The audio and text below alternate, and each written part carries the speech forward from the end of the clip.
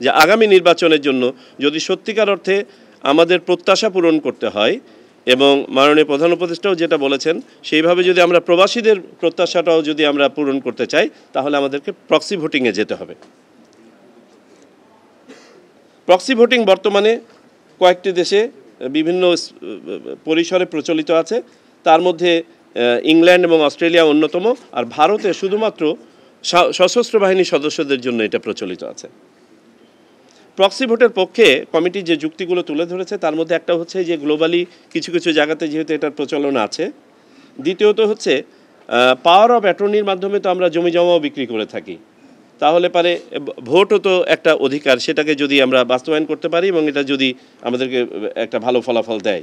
আর তৃতীয়ত বাংলাদেশে সহায়তা নিয়ে ভোটের একটা প্রভিশন আছে, সেটা হচ্ছে যারা শারীরিকভাবে চ্যালেঞ্জড, দৃষ্টি প্রতিবন্ধী যারা, তাদের জন্য বিশেষ করে যে একজনের হয়ে আরেকজন ভোটটা দিয়ে দেয়। যদিও বা এটার সাথে এটাকে মিলানো যাবে না, তবে আমরা বলছি যে একটা ছোট একটা স্কোপ আছে। আর সর্বোপরি যে যুক্তিটি তারা দিয়েছে কমিটির পক্ষ থেকে, যে এইটি একমাত্র পদ্ধতি যেটা ন্যূনতম ইন্টারভেনশনের মাধ্যমে সময়ের মধ্যে এবং রিয়েল টাইমে করা সম্ভব। কমিটি যে রোডম্যাপ সাজেস্ট করেছে এবং যেটা কমিশন গতকালকে অ্যাপ্রুভ করেছে, সেটা হচ্ছে যে একটা ওয়ার্কশপ করা হবে এই প্রস্তাবনার উপরে, এই তিনটি পদ্ধতি নিয়েই। যে ওয়ার্কশপটা হবে আগামী 7 এবং 8 এপ্রিলের মধ্যে, নির্দিষ্ট ডেটটা হয়তো আজকালকের মধ্যে আমরা ফাইনাল করব। সেইখানে আমরা অংশগ্রহণের জন্য আমরা অনুরোধ জানাবো বিভিন্ন বিশ্ববিদ্যালয় এবং ইনস্টিটিউট যারা এইসব বিষয়ে কাজ করার মতো সক্ষম। আমরা প্রাথমিকভাবে চিন্তাভাবনা করেছি ঢাকা বিশ্ববিদ্যালয়, বাংলাদেশ প্রকৌশল বিশ্ববিদ্যালয় এবং MIST-কে সম্পৃক্ত করার ব্যাপারে। এর বাইরেও যদি কোনো প্রতিষ্ঠান আমরা পাই রেলেভেন্ট, যারা এই নিয়ে আমাদেরকে উপাত্ত দিয়ে সহায়তা করতে পারে, তাদেরকে ইনভাইট করব। পাশাপাশি আমরা নির্বাচন ব্যবস্থা সংস্কার কমিশনের সাথে সম্পৃক্ত যিনি বিশেষজ্ঞ ছিলেন তাকেও ইনভাইট করার পরিকল্পনা করেছি।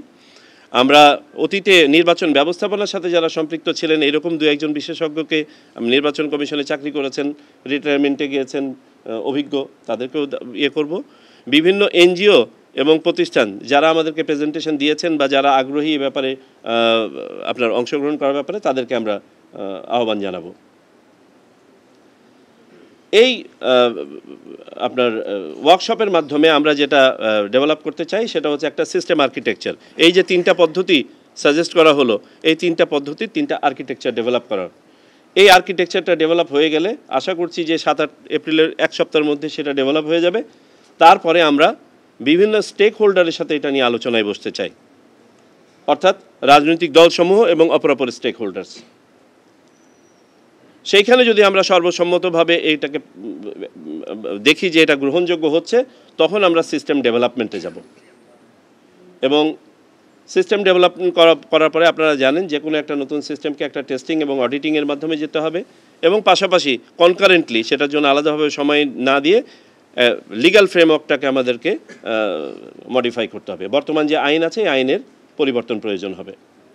ফাইনালি আমরা একটা ট্রায়াল রানে যাব এবং চূড়ান্তভাবে এটাকে ডিপ্লয় করব।